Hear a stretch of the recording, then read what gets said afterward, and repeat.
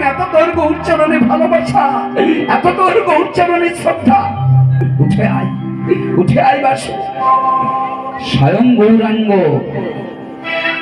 হাতে তুলে ওই সমাধির থেকে টেনে তুলবে, সমাধির থেকে টেনে তুলে বলছে যে হ্যাঁ রে বাসু, আমাকে ছাড়া তুই যদি রইতে না পারিস, আরে ভক্ত ছাড়া যেমন ভগবান বাঁচে না, তেমনি ভগবান ভক্ত ছাড়া বাঁচে না। ভক্ত ছাড়া ভগবান বাঁচে না, আর ভগবান ছাড়া ভক্ত বাঁচে না।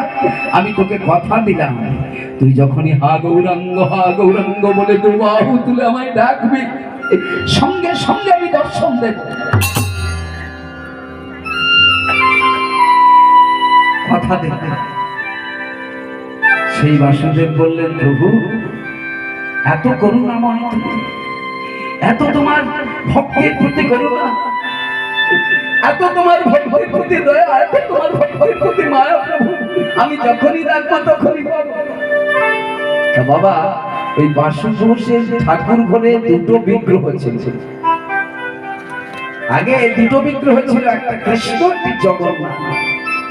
সেই দিন থেকে আরো একটি মধ্যস্থলে বিগ্রহ স্থাপন করা হলো, যে বিগ্রহটির নাম হলো শ্রী গৌরাঙ্গ।